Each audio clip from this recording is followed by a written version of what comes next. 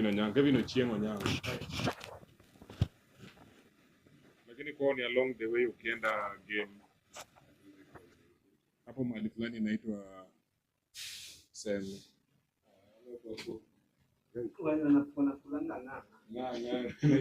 Motoyo. So, do you know there is a Kibvad player who the coach found out about him on LinkedIn? On LinkedIn? Lakini Cape Verde. Cape Verde. Kuna mari mwareni. Imeanza. Bad. Then everybody is going to get glued to World Cup. I already have a team Cape support. Cape Verde. A population of 500,000. 506. The second lowest after Iceland. Yeah. Hello, kids. So you mean Seychelles over you? About hello, kids.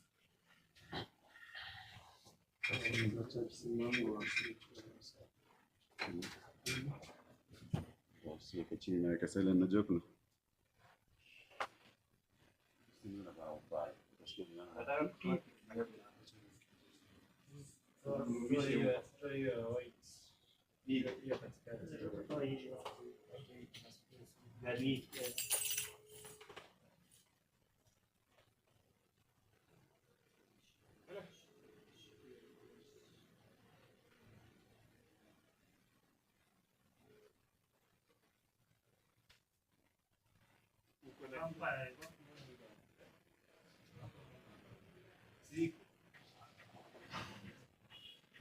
Feel the game like never before.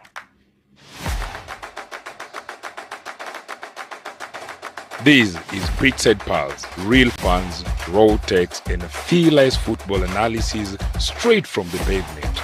No filters, no fluffs, just pure passion.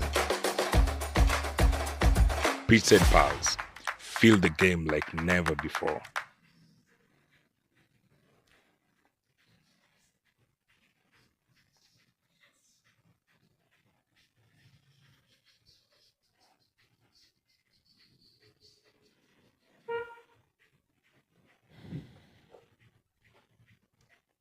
For a moment, Kenya fell silent. The drums, the chants, the cheers, all quieted by the passing of a man whose voice echoed far beyond politics, Raila Amolo Odinga. A name that carried the weight of dreams, the fight for justice, and the heartbeat of a nation. In every corner of the country, from the silent pitches of Kaloleni Kisumu to the roaring terraces of Kasarani, Raila believed in the power of the game, the power of football to unite, to heal, and to inspire. He stood with the players, he stood with the fans, he stood with Kenya. The former Gor Mahia's patron, faith in the game was not just about sport. It was about identity, about the spirit of a people who refused to give up, no matter the score. In this moment of grief, we remember not just the leader, but the supporter, the football enthusiast, the man who understood that football, like life, is a fight for dignity and hope. As the nation takes its first step back onto the pitch of normalcy, we at Pitchside Pulse join millions in saying Asante Sana Baba. Thank you for believing in Kenya, for standing by her athletes and dreaming with her youth. Today, we return to the game with hearts still heavy, but with renewed resolve. Because in your spirit, the whistle blows, the match goes on, and Kenya plays on. Rest in peace, Baba. Thank you very much, ladies and gentlemen. Welcome to our show, the Pitchside Pulse. This is edition 4, right after we had lost one of the greatest football enthusiasts around. And right about this moment, we want to begin our show, the Pitchside Pulse. And I want to introduce to you my guests. On my right is the usual suspect, Mr. CK Adonis. Mkipenda mtamuita Kaifas Kirwa. Kaifas, karibu sana.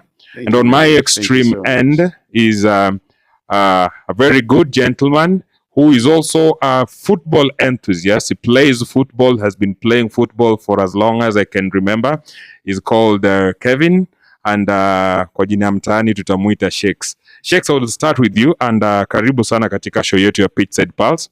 Today we are doing a very emotional show about one of the greatest people and one of the greatest football lovers that you ever know in this side of the world. I think technically in the whole side of the world. I know you're an Arsenal fan, you're a Real Madrid fan, but you're not going to talk about Arsenal and Real Madrid. We're going to put our focus on Baba himself and what he has done in relation to Kenyan football, the beautiful game. What possibly are your memories of? And then there is always that excitement when Raila is around, that firm believers, his supporters will always want to believe that where Baba is, everything will go on right. And the last time he was there, I do remember that we were playing against, was it the Madagascar? Is it the Madagascar? Is it Madagascar? I don't remember quite well, but it was there and it was actually a win. It was actually a win. It was not the Madagascar. It was actually a win. The last match before Is it the Zambia? Yeah. And mzee alikuwa amechangamka pale and everything that was working out right. It was something that was quite to remember. And I agree with you that there is an aura that comes with the presence of Raila. There is some excitement and we just believe that his spirit lives on with us, and we keep on the football enthusiasm that goes on, that went on around with him. We keep it on until everything works out well, right? Thank you very much. Patia CK, Mike, CK, please just give me a summary of memories of somebody whom you idolize, and I know at a personal level you have a memory of this gentleman. Please share with us what you got. Thank you, Noreen, for the segment. Today actually turns out to be one of an emotional episode that we've ever had. Bearing in mind that last week we were all happy prepared for the fourth edition, but then the unfortunate news came in that we lost one of an icon. We call him Enigma. He's a force to reckon with, and I don't know. Even if I trace back, I don't remember any politician that was so much into sport than Raila Amolo Odinga. There's someone that you see, other politicians can come into the. Last week, as everyone was paying tribute to the Enigma, there was something that I came across online. One of the players, former Gor Mahia players, who happened to be among the first people that were trying to bring Gor Mahia back to life in 2008, saying that there was a time he was attacked while going to from training. That was in the evening. He was attacked and he was robbed. And the next day he was supposed to have a match to play. The same player apparently appeared for that particular match, even though he had a sore face. He had been hit on the face. And Raila saw him, shook his hand and asked him, "Are you sure? Are you fit enough to play?" And the player, because he was determined, he told Raila that I'm okay, I'm good to go. I'll play this particular match. And apparently the match ended in a 1-1 draw, and Raila gave the two teams awarded them with 100,000 each. But unfortunately something happened, and the players didn't get that particular money. Like that player had already planned to use some of that money to go and treat himself. That's unfortunate. So what happened is the same player took initiative by decided to call. He called Baba and told Baba, "You saw me yesterday. I was injured, but unfortunately my pocket doesn't." But I'm also actually on that same note, I'm trying to understand that Baba alikuwa ni mtu mmoja mwenye as long as ulikuwa na namba yake ya simu ukimpigia lazima atashika. Simu yako hizi enda hivyo. So the surprising bit about the whole story as it was being narrated, it was that the player called Baba, and actually Baba picked and told the player, "I'm going to make a follow-up on the same." And the next day, as they were going on training on Monday, the players were given money, and the then chairman, I don't know, I won't mention name because I'm not sure who the chairman was. told them that some things you keep them in-house. You don't need to take them to the enigma. But that just shows you the charisma and the type of a person All right, Raila was. all Other right. than him just fighting for the nation, fighting for politically to make sure that we have the best of things, Raila made sure that if you reached him and you wanted something, he would go ahead and make sure that you got that particular thing. What I love about Raila is the fact that he's among my best politicians because he had a connection of what me and you, the both of us here have. We love sports, and he was so passionate about sports, and he even played the game. So it's a great loss to the nation as a whole. But again, a very big up to the federation for making sure that they paid tribute to Raila by making sure that we had to postpone our games, put them on hold, and pay our respect to the person that meant a lot to the football of the nation. All right. Thank you so much, Mr. CK. And I want you to pass the mic to Kevin. There was, I think, one of the last interactions that Raila had with the team was with his team. Actually, he was the patron of Gor Mahia. The last interaction that he had with them was when I actually saw the vice president, Sally Bolo, and a few other members of the technical bench and players. Actually, think I saw Captain Bish Pale. He went there and they went, interacted with him, and Baba, for some reasons, he gave out 10 million shillings. That has never happened. All factors constant. That has never happened. And Baba gave out 10 million shillings to Gor Mahia. I don't know. I don't want to be the type of person who appears to be not a stereotype per se, but Kevin, what's your take on that? Okay. What is a manifestation, or what really happened? What do you feel about it? And maybe ukishamaliza kuniambia hiyo interaction yenye Gor Mahia walikuwa nayo na patron yao, there are also a few international matches that zimechezwa to Sahel na Nairobi FC.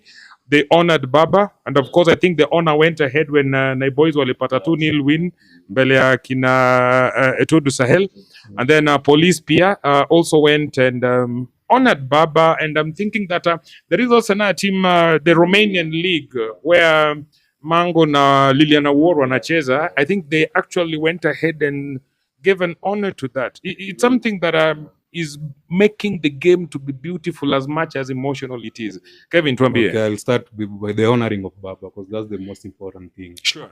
Those team honoring Baba, that shows how the immense support Baba's put on the game. Mhm. He's someone that he can leave what he has to do, but just go and watch the game. True.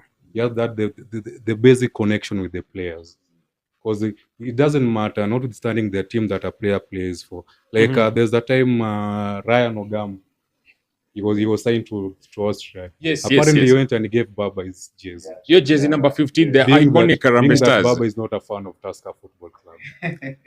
But still, It's actually it cut across all the teams. that is true. As long as that you're is a true. Kenyan, you play football, Baba will always love you. That is true. And Baba giving cash to Gor Mahia, we know people are in tough situations. I think perhaps in my view, he just saw, hey, these players need something to go home to. It was after they played a tournament. Yeah. ODM turns 20 or something. It was a community I think tournament. around your time, ODM at 20 ilikuwa, yeah?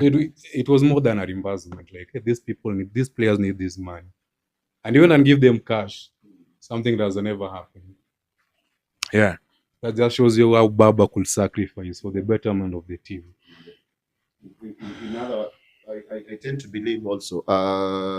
Maybe I don't know. We normally say there are some forces that tell you this is your time to give out the best of the best. Maybe Baba knew his times are coming to an end, and they decided to be that generous with Gor Mahia. But and again, that is just Baba for you. Baba has always been giving out something. If it's not even words of motivation, it's something to encourage the team and to inspire them so that they can move forward to what they do. And as you've been talking about teams honoring Baba, also it's another. I want to big up Shuma. Shuma also scored again in Zambian Premier League. Dynamos against Haifa, and he gave Baba a tribute. The same thing that Ovela did when he scored against Etodu Sahel, and he gave Baba a tribute. It goes on to show that this is someone that even the players themselves recognize. People who have been in the game know who he is, and we really appreciate the nation at large and every player that took their time to make sure that they actually recognized Baba did something good for this particular sport and the development of sport in this nation.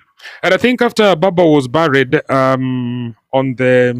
he's buried on the 19th, right? Yeah. Baba was buried on the 19th at Kangoka Jaramogi.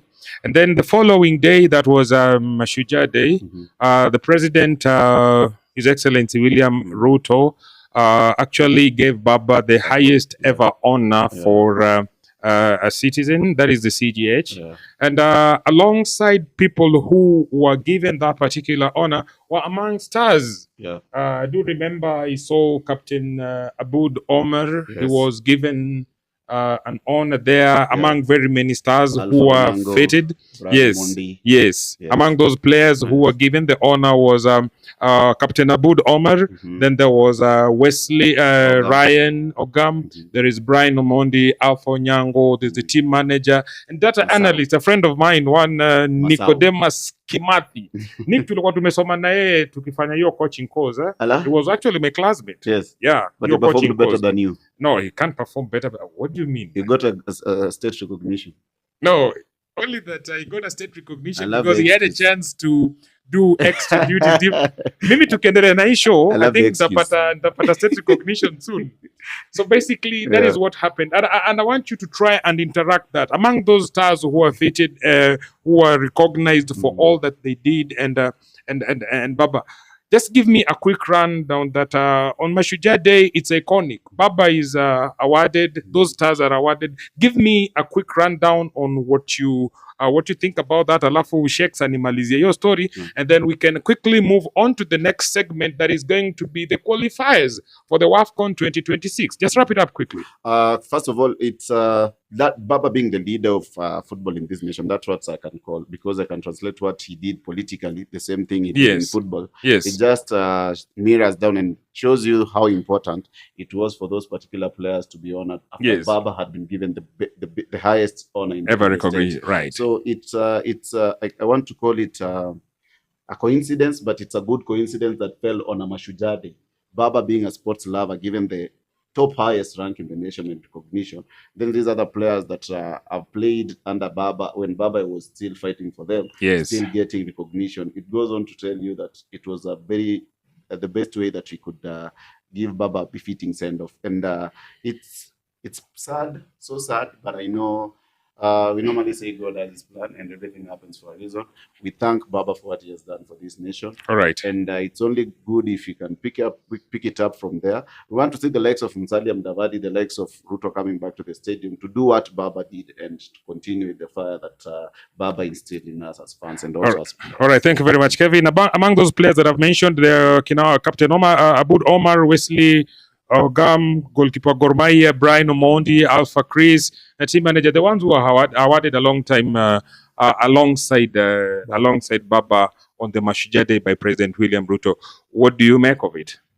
I think it's a well deserved for the players that were mentioned above. Right. They all deserve it, because like Aboud Omar is the greatest run we've had as a national team in any tournament. Yes.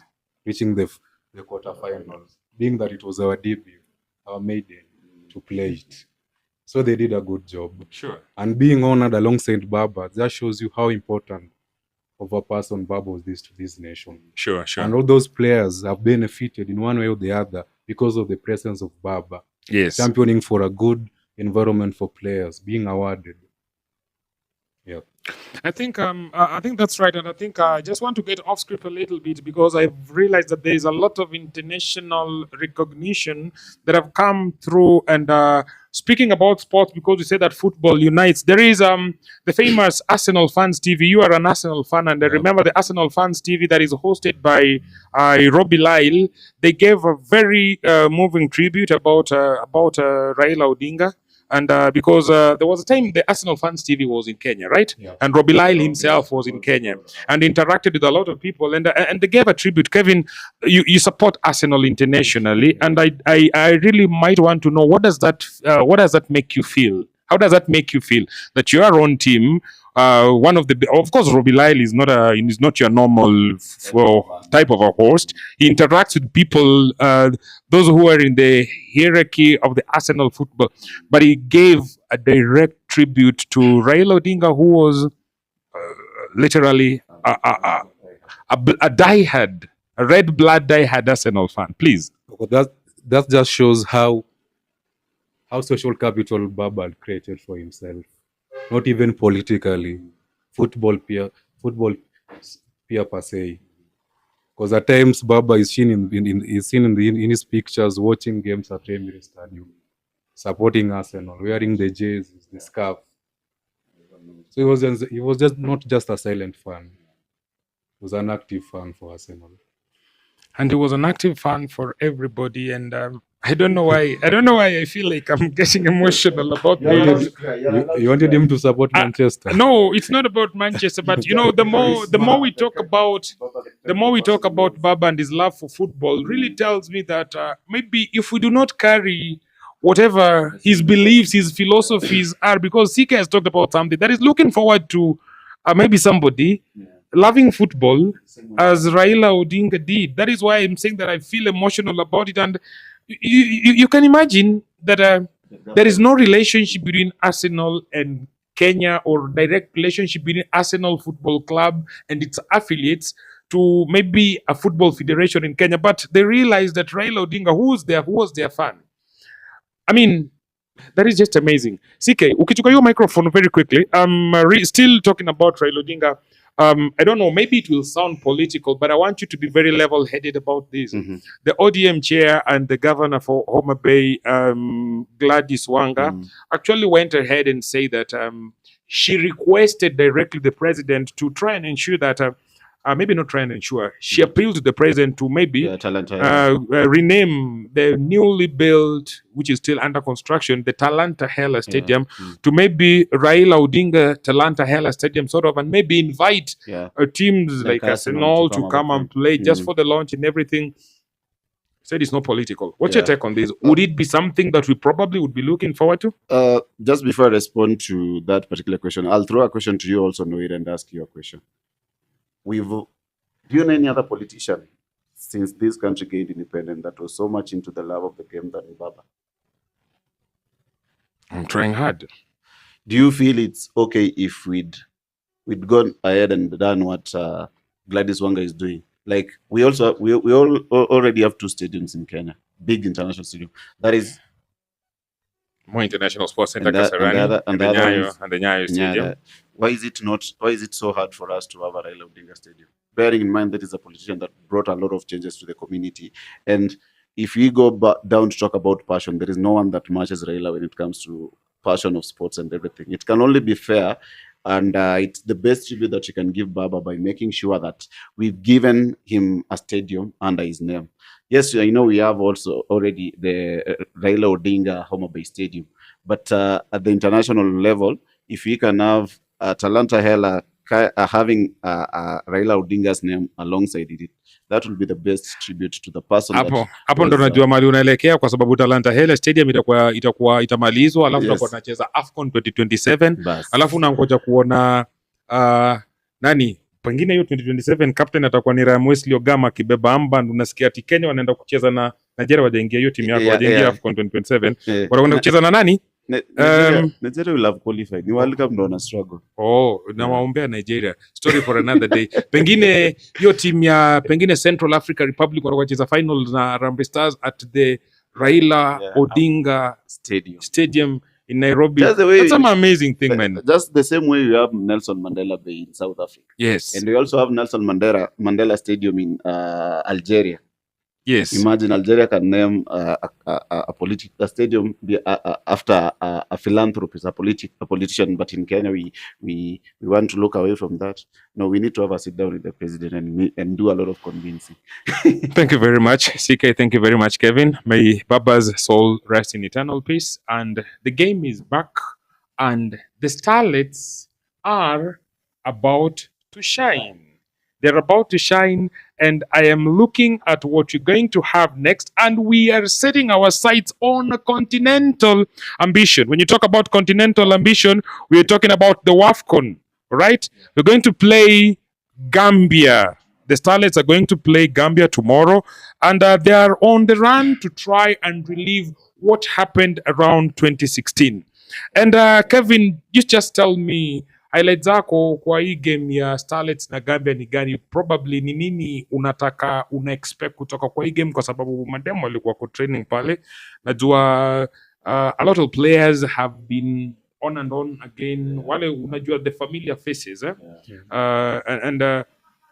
What do you expect of the Starlets to do against Gambia as we put our focus on the international assignment that you are looking forward to?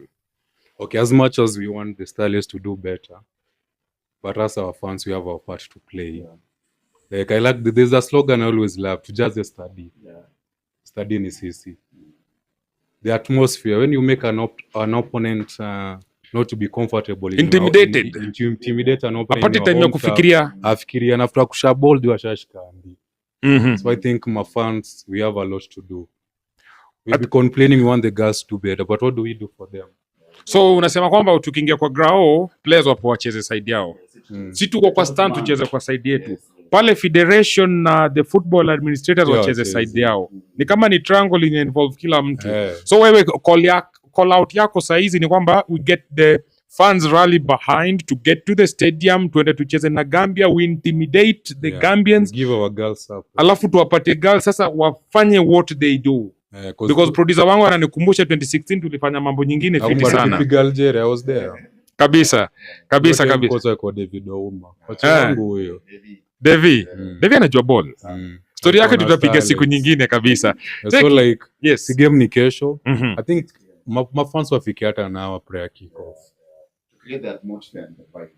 This time ukiona chan, there are teams we beat, know that we are better than them. But the 12th man, your home ground advantage na support uingie tu kama tumewavuruga kwa vuruga. Teams za Arabu manze kutoa win no. Au piga ngoma 90. So basically you're trying to say to your identity are like tomorrow to live. Tuende tu tuambie that the moment tumeingia kucheza studio yote ya Kenya Nairobi ni hivyo. Kama we ni fiti kabisa utapiga draw. Ball ni simple. Ball inakuaganiaje win games zako za home. Kichapana 3 tuende huko hata tupige moja ama tu force draw. We have nothing to lose. Thank you so much. Kuna nini CK chukua mic. I want you to try and help me understand the tactical approach of our coach. Our coach niambie una expect nini na wewe sasa staki unipatie motivational talk. Nataka kwa sababu Kevo pia nitamrudia most outstanding player, nataka kuona ni kama atatufanya mambo. We lost actually, but she's not in the squad anymore.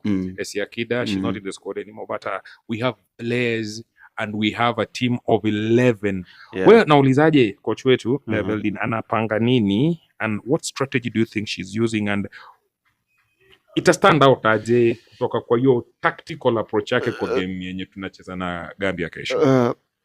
First, before just I respond to that, I will what Kevo has said. We need the 12th man to be there. Gets open early I think by 4 they should be open. We are having the tickets going for 100 shillings terraces, 500 shillings VIP. The game starts at 6 p.m. And you know the beautiful thing about this one? It will be among the few girls game that we've seen being played under the floodlights, because if the kickoff starts at 6, it means to run until 7:30. So to the fans, kindly let's make sure that we turn out to tomorrow and support our girls, because this is another chance for us to showcase the football of this nation and to show the whole of Africa and the rest of the world that you are ready to compete at the highest level. Sure. Now, moving back to the tactical approach that I'm expecting Berlin to start with. First of all, I believe right now Berlin has been having the best of times to concentrate on the Starlets. You remember now she's not the Police FC coach anymore. Unajaribu kusema ati she had so much assignment in her hand that she had a lot of scattered. Exactly. And remember, there was that high school, was it? Highway, yes. Yeah. Hapa Mombasa. So it means she had a lot of work to attention on all of them, right? But right now, her sole purpose is to focus on the Harambee Starlets. On the Starlets. And it's not, in as much as we've lost Esa Akida up front, I want to tell you that we have a very big depth and a lot of players to look up to. Tell me about it. Yeah, we have a very good depth of players, and there is a good number of players that you can look up. I was looking at the squad that you have. You remember we called up to 38 players. So you can tell me as a gaffer, you've been Actually, given- that brought a lot of debate some time back that you had 38 players, but now we want to see what impact that number of players has on the team. So I believe if there is a solution to every problem that will come, there is a new tactical approach. My belief, you see, Berlin has always played with the 4-4-2. 4-4-2, Yeah. traditional 4-4-2. Traditional 4-4-2. And I think that is the strength of the team. And if I will just talk about the approach, I believe if I was to give you my probable lineup, yes, I'd come up with between the sticks, I'm giving Kudu. And then I have also Ruth Ngosi on the back line. And then I have Eneza Mango, who is really a good standard player this season. Also, I'm looking at Mango plays in the Romania. Yeah. Yes. So she comes in with experience also, and having played at the highest level. Yes. Also have Carazona at the center back pairing, and then I have Vivian Naseka. And then also there is someone that is standing up this particular season for the few matches that you've seen this season. Celestia is going to be Cynthia. Cynthia. Mm-hmm. She's going to be a very good one to watch. We also have Nanjala, who is also playing abroad. And then we have Teresa Agesa, Mwanalima Adams playing for HB Koge. And then we have Charity Midiwa, another prospect that coming. There is something as you are talking about that the number of players there. There is you mentioned a lot of players. I don't know where do you put this girl Lydia? Yeah. Lydia Court. Lydia Akoth. She's also mentioned that is just, remember, this is a probable lineup. The probable lineup. So when you're talking about the whole squad, there has to be that 11. Yeah, that 11. And maybe the notable players when watakuja kustand out. Yeah. Kuna players Kevo, kuna players wengine kwa Harambee Stars wenye I'm sorry, Harambee Starlets wenye ukiwa mention, it is just synonymous to them. Like now, frankly speaking, that you're going to mention them, Coach Beldin, synonymous to the Harambee Starlets. Sika ametuambia hapa hivi fiti sana that Beldin ametoa more hands on other issues, but now she's putting a lot of focus on the Starlets. Kuna players wenye ukimention, ni nani unaweza mention uone ni kama yes, huyu atakuwa ni kama technically, if we make probably a reference to the Harambee Stars, ni Michael Olunga. She's the Michael Olunga of the Harambee Starlets. Si ati anacheza ball in the same position, but something that the coach relies on to glue the team together. Tuko na mapro wengi na tuko na wachezaji wakongwe katika Starlets wenye wamekaa hapo hivyo for a very long time. What are these standout players of yours that you expect maybe to show leadership to the other girls? na niko number 17. Number 17.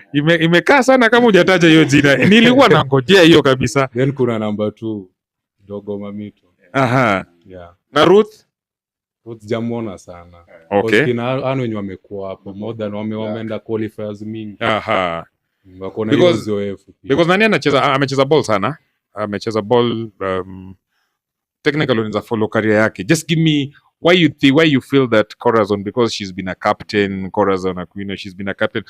Why do you think she's high? She's who you want us to believe she is? Okay, national team is all about the caps, and she has many. She's all been right. There, she's been pro Europe. These are co-partisans. Na bado ana perform. She's not disappointing. Yeah, na bado ikuja national team. She's playing based on merit, not because she's been there for too long. I think maybe we're talking about that and we realize that those are the type of players that you need for the Harambee Starlets to move forward, in as much as tutakuwa tunaongelelea those particular players who are going to make an impact. Like we said, there has to be some level of leadership. So Kevin, maybe to wrap up story of AFCON qualification Harambee Starlets, and of course everybody's enthusiastic. Ikizungu inanisumbuaka. Interest. Everybody is loving these girls, and like we said, the 12th man. Mimi nakuulizaje, hebu nipatie prediction yako kwa game ya kesho. Hiyo game ya Harambee Starlets unaona aje? I see a 2-0 in favor of Kenya. 2-0 in favor of Kenya. Yeah. All right, amazing. We look forward to 2-0. Alafu niambie Mr. Optimism. Unaona aje watoto wanaenda kufanya aje? One thing I'm putting my money on this. They're going to the AFCON. Okay. They're going to the AFCON, and as Keva said, Keva has given a 2-0 scoreline. But I believe if the 12th man comes in and we push the girl, I'm seeing them giving us a 3-0 scoreline. 3-0, 2-0. I think whichever way that goes, we are looking at we're looking at a positive results. Match ni kesho Friday, by the way. Kickoff ni 4 p.m. Tumeambiwa pale Nyayo National Stadium. Pata tikiti yako kutoka kwa tikiti.com. VIP ni 500 bob, regular ni 100 shillings. Ukipenda unaweza dial *519 *55# alafu utapata tikiti yako, which is something that is also very positive that we are trying to do, that we are going to do online ticketing and everything. I think that is the most amazing thing that we can do. Smiling. And I want you, I know why you're smiling, and I've decided not to look at you because I know nikikuanzia tu saizi yote tuongelelea mpaka kesho. And I just want to mention that Coach Beldin is doing an amazing job, and that she's doing an amazing job. I actually forgot, my producer Paul Esana, I forgot to mention that Coach Beldin was among alikuwa ni Beldin ama Mildred. Mildred Church ama Beldin. When you were one of those people who are fitted, actually ni one of the coaches, Mildred Church, among those female the male starlets of them. Yes, the starlets setup among walikuwa fitted, and I think it's something that is good enough for the team, and we are doing well, and our football is rising. Yeah. Now, I think much about the starlets, and I wish them well as much as possible. I quickly want to put my focus on the national Super League, the National Super League, where there is drama, there is drive, and then there's dreams that is fueling this particular league. Remember, wanasemagaje that tukiingia national Super League, it is like the feeder team to the top league. Top league, Lakini tusiseme tu hivyo kabisa. Timu ya Kevo yenye wana support inaitwa Madare walitokaga chini, si ndio?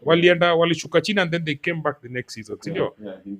They did so well. They did so well. Being that as may, being that you're a follower of Madare United, Kevin, because ulifuatilia ukajua story ya Madare venye ili come through. Most definitely, we want to give a wrap up of what happens in the NSL. And another team yenye ili come up ika prove that the NSL league is not a pushover. Ni Naiboys.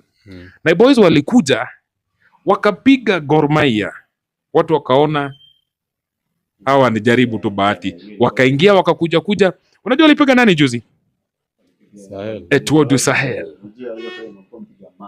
kwa CAF CC, wakakuja wakapiga sio moja, mbili clean bila majibu. And I'm very happy that Naiboys walienda wakapatia tribute to the late former prime minister, walimtengenezea jazi yake pale. Ukiona Evo akona jazi nyingine ya orange imeandikwa 80 baba, hivyo ndo wenye alifunga alafu wakabeba. I think it was something that was emotional. Kevo, NSL tukijaribu kupiga rapa pale NSL, tulisema the national standing after the league after the match week 3 tulikuwa tuko na the national standing after the National Super League standing after match week 3.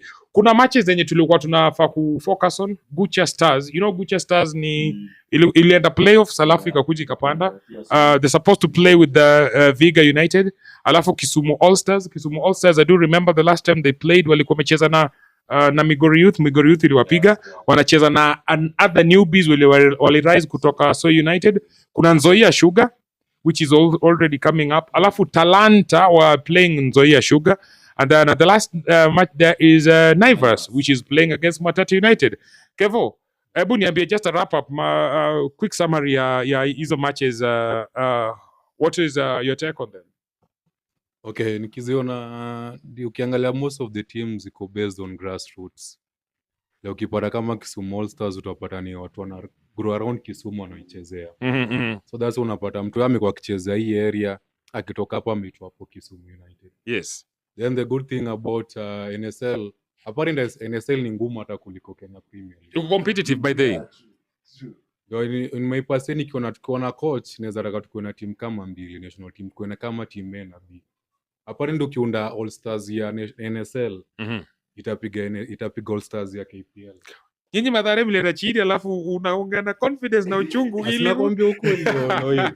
Unapata huyu ni mtu huyu ametoka high school, ni raw talent. kabisa.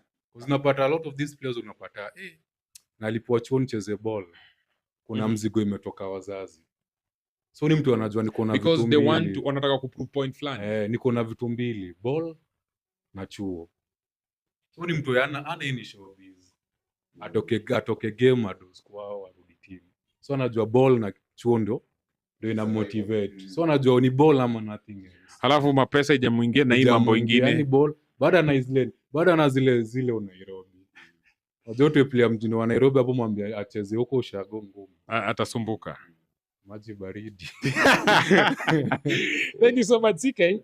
Ukituka mic alafu niambie what is your wrap up on this, because unakumbuka the last segment kwa tumesema aje producer alituambia that we're going to have to give the NSL a little bit more of attention and maybe we are going to give a lot of attention on NSL by the way, because tunazama chini. We're doing a lot of research with our journalist Sharon Adisa in her absence. Ameenda kupiga mbizi huko chini. Next edition Fanwaso United na Viga atatusumbua atazamazama huko hivyo chini, alafu atatupatia a lot of stories that you are going to come up with, because we are going to face we are going to have a lot of Super League matches, national Super League matches next weekend. Just give me a wrap up of what you expect from here. I've always felt sorry for Naivas. You know, Naivas have been trying, and every time, this is the second. Last season was actually the second season. They were coming close, but they didn't get promotion. So I think this season they are coming in with a different hunger and determination to prove a point. And let's see if they try it for the third time this season and see if they can eventually earn that promotion slot. Sure. Good match for me to watch will be All Stars versus Soy United. Remember, Soy United are coming in after really running havoc in the NSL, and they qualified through playoffs, and they'll be staging their home matches in my home ground, in my hometown, that is Eldoret. They moved from Soy, they'll be playing in Eldoret showgrounds. And you remember Kisumu All Stars are among the few teams that got sponsorship from both. Remember? Sako, Ligori Youth, Kisumu All Stars, So this one will be a very good one for the lovers of NSL to watch. Because now Kisumu All Stars will be playing at home in Kisumu, and then Soy United coming in with another motivation, with another vibe, and another month. Let's see how the season progresses. Because I do remember that at some point in time, one of the reasons that made Kisumu All Stars to have a little bit of a problem was because of the finances. But in one way or the other, we look at it that the financial aspect has been sorted, and we're doing well. And I think we're going to move very fast to the FKF Sport Pacer Premier League. And I want to remind you that we are doing the Pitchside Pulse show. This edition, we have actually dedicated it to the loss of one of the Kenya's greatest football enthusiasts, the late Prime Minister, Right Honorable Raila Amolo Odinga. And this show is a little bit emotional every other time. We need to remind ourselves of that we are going live at the Africa Exponential Studios, which is on Naivasha Road at the Naivasha Road Mall. Africa Exponential Media Africa Studios. That is where we are today, and that's where we are making our shot. And we have a very good football enthusiast. I just want to give you the microphone, Kevin, that you have it. We have the domestic league. I think you have watched our show and you've had a good run. The last time that the matches were played, your team, Mathare United, played the Slum Derby against Kariobangi Sharks. They won, and you're happy. CK was actually not. I predicted Mathare to beat. We lost. But Kariobangi Sharks then proved me wrong. I want to put a little focus on Kakamega Homeboys and Bidco United. Kakamega Homeboys did not care whether they lost Moses Shuma. They went and beat Bidco properly. Kama unakumbuka? Bidco walifanya nini machi ya kwanza? Walipiga goli. Walifuata mbio. Hiyo timu walifuata mbio kabisa. And then there is Shabana at home. Sami Pamzo alirudi Kisii Gusii Stadium akachoma shule certificates zote. Alafu unajua kwa hiyo timu ya Posta Rangers kulikuwa na former kijana wa Shabana. Alafu Murang'a Seals, Sofapaka wakaenda huko hivyo St Sebastian Park Stadium Arena wakawapiga 2-1, and then FC Leopards. Kuna mtu alipredict ulipredict 0-0 Alafu kuna best yangu moja mention a journalist friend of mine anaitwa Dola pale, ukiingia X alisemaga before your match ifanyike, Dola akasema ati afadhali mimi nimechoka kuenda kwa draw. Actually he tweeted something like that, nimechoka kuenda kwa draw nini, mtuambie kama mtashinda kidogo hivi game ikaisha 0-0. Of course there were a lot of emotions because of Bamba's passing on. He didn't get a lot of attention. Wewe Kevin nakuulizaje, hebu ni show katika hizi matches zenye technical wangu ame-highlight hapo, hiyo Kakamega Homeboys na Bidco, Shabana, Posta, Murang'a Seals na Sofapaka, FC Leopards na Bandari, ni gani ilikubamba na focus yako ni gani? To mention two very quickly, whichever one you pick among those 4 matches that have been highlighted there. Kakamega na Bidco. Nimewacha game za Kakamega, niliwatch wakipiga Sofapaka hapa Danora Stadium. There's something about Kakamega. They play, wanacheza ile ball ya wana press then wanapiga power play. Like kama unaambiwa zicheza Kakamega Homeboys, they have an identity already. They have an identity. Wana press high na power play na wachoki jo. I think tuseme ni climate yao kwa huko Ushago ama. Wanalaita not go. Wewe unaje story yako unachukia watu kukaa. Lakini ni sawa. Then imewatch game ya by the Palms was building a good team. Posta Rangers wako na kijana fulani jina yake I think ni Msud, anava number 10.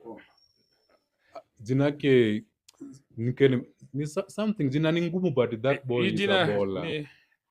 Nakumbuka jina yake. Anava jezi 10. Yes, striker. Leonagen ni midfielder.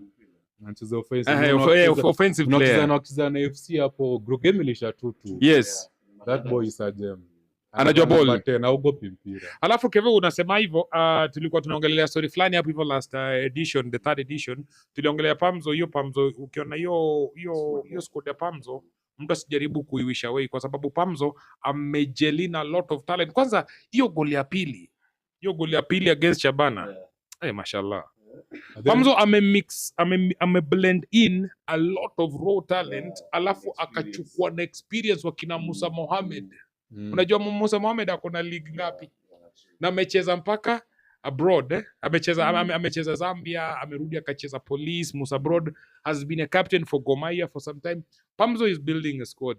Do you think that again, because we talked about it last time, although you're not there, but I want you to give me your opinion. Do you think Pamzo is actually going to challenge Police, Gor Mahia now, our big boys? Do you think is going to challenge them for the league? Being that when ni mtu mwenye anajua Pamzo at a personal level, na ni mtu mwenye anajua Pamzo mkicheza naye ball, na unajua venye Pamzo his type of philosophy ya ball na nini. Okay, ndaanza kwanza. There's something you can't take away from Pamzo. Venye yo gel na wachezaji wake. Coach si coach tu. Kuna venye ongelesha wachezaji. The moral aspect of it. True. Like Pamzo mtu anakuambia gawa cheza ball yako. Yaani kuna ile motisha. Kocha anakuambia tu. Kuna kocha anajua tu wenyewe si lefty. Yeye anaweza kuweka hapo na ucheze na hiyo. Ndio ukiangalia hiyo kikosi ya Pamzo hiyo Posta amejel youth na experience. Kuna boy fulani mmoja ni best yangu sana. Alikuwa Gor.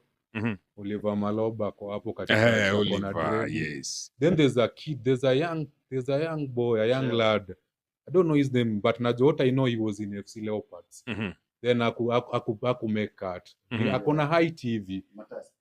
Ni boy mmoja mrefu anavaa namba 7 anacheza Posta. Anacheza ball fit. Aliingiza hiyo game akicheza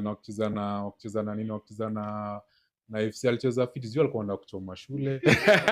Kama kawaida kuhusu story na kusoma na kuchoma shule, nataka Kevo upatie CK Mike. CK, nataka ufocus on just that conversation that you're having, and then we step it up a little bit fast. I just give it a very quick rundown on what matches you're going to expect to play. Na ile ya kwanza, tension yangu ya kwanza ni hiyo Gor Mahia wanacheza na Posta. Posta Rangers. Yeah, and the match is on a Saturday The actually. match is on a Saturday. It's Na playing at nikisema Nyayo. ndio maana nilikuwa nasema story na kuchoma shule. Yeah. Somebody is says that carrying- Pamzo is probably coming back to make sure certificates Against- hazitapatwa kwa ofisi tena.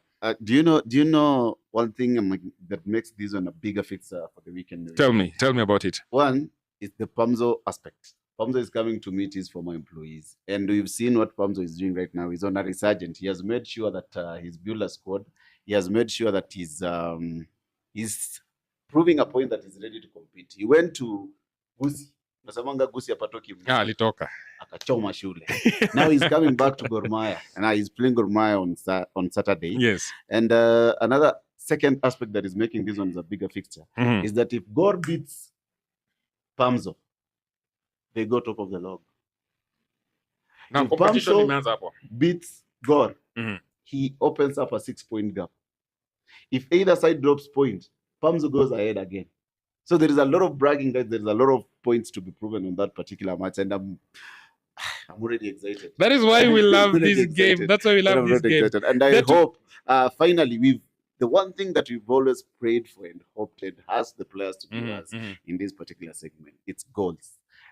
On last week when the matches were being played, we had Sofapaka winning 2-1 against Morangas in St. Sebastian. Those are 3 goals. Yes. And then we had FC Leopard. Sorry, not FC Leopard. Of course, they don't give us goals these days.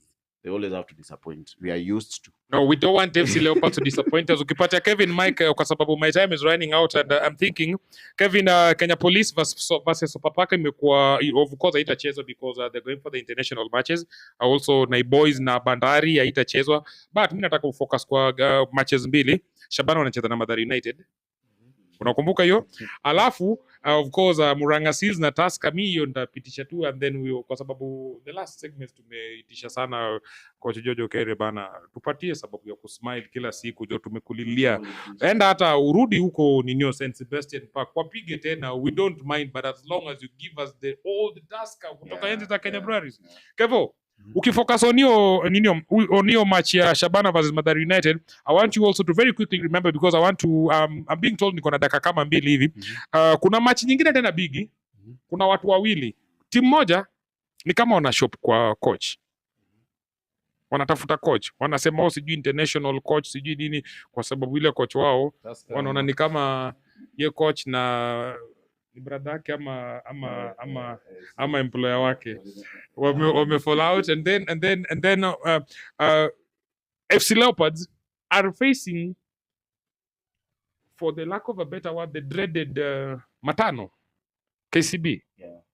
What do you think about those matches? Anza na hiyo Shabana versus Mathare United, alafu kuje speed uniambie FC Leopards versus KCB because I want to just do one segment for 1 minute sika nitakupatia hiyo about the international matches because I think I'm running out of time na nataka kumaliza show. Naanza na Mathare because low key mimi ni fan wa Mathare.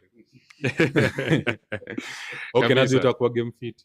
Yes. Because like I believe Mathare games zao they do score goals, but the problem unapata they don't contain their lead.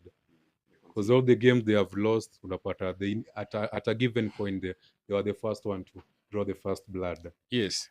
But unapata when game inakuja kuisha unapata wanaachilia. Hopefully I think coach ameona hizo because kwa football dakika 15 za kwanza na 15 za mwisho ndio determine. Una time line ya wachezaji imerudi chini. Sasa nyewe yake imerudi chini unapata opponent yake imekuja juu. Kwa sababu yako na thick skin ndio carry the day.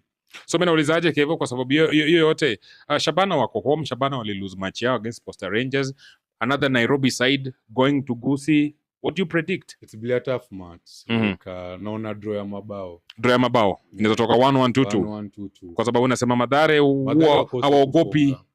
They don't fear anything. Lazima watafunga. Slumboys wana possess. Alafu Shabana pia wanaona ni kama this league pressure na kuja too much so they have to like try and fight back for something. Shabana wako na pressure because one thing they are at home and their fans pia wako passionate.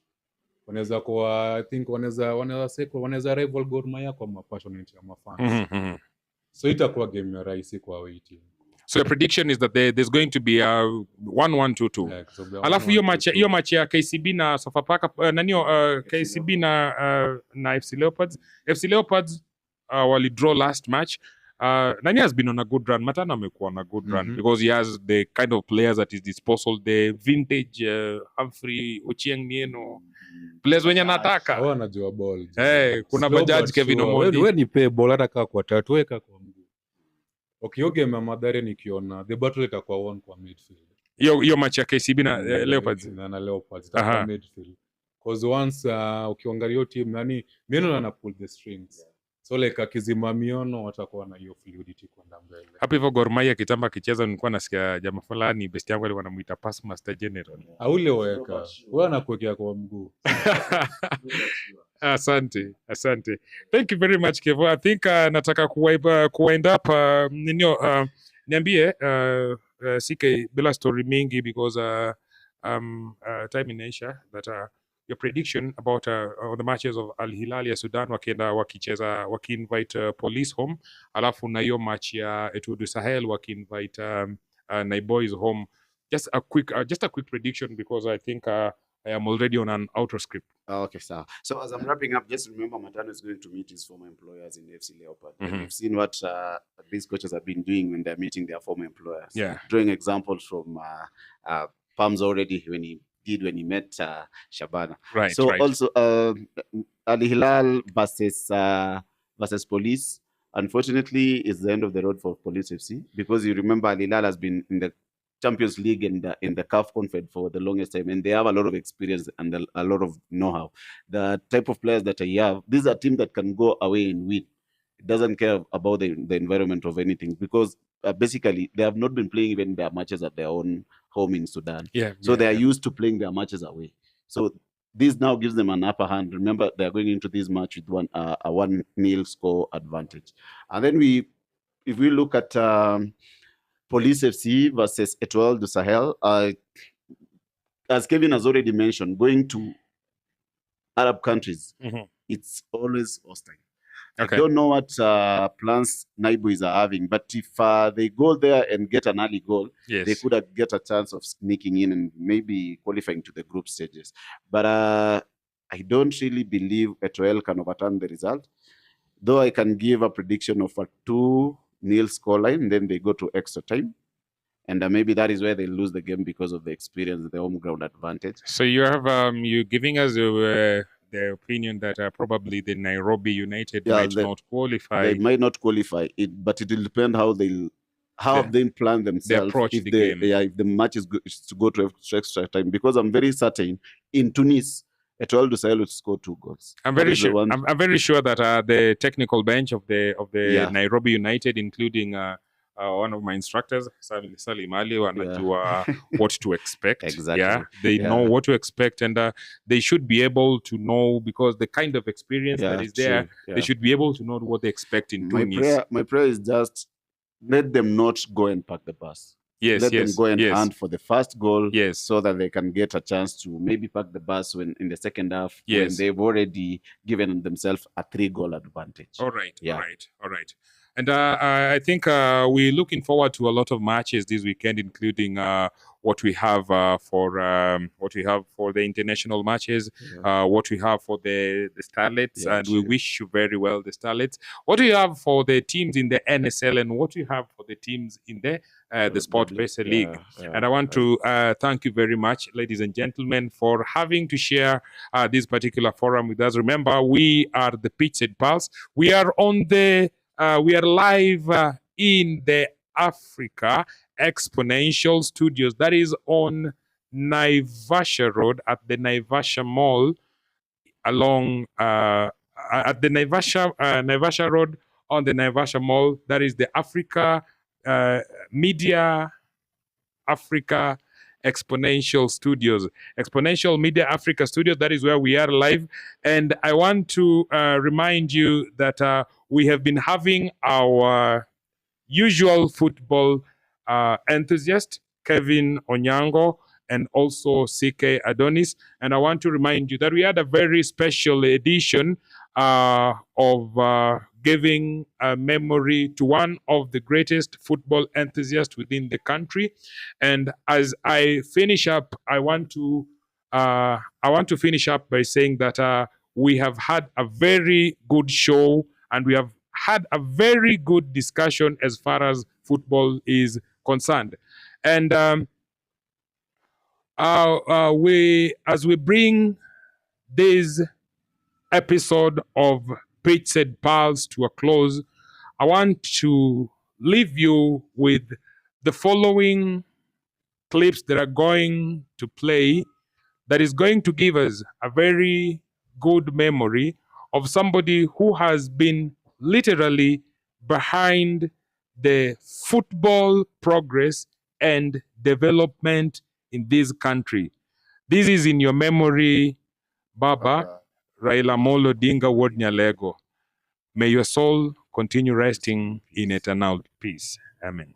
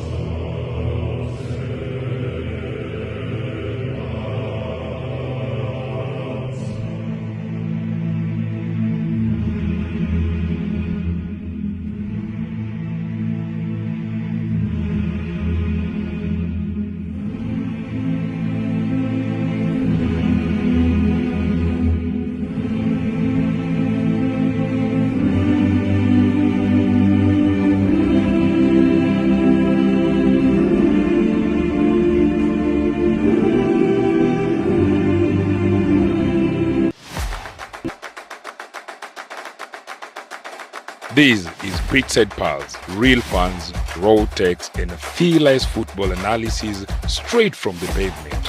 No filters, no fluffs, just pure passion.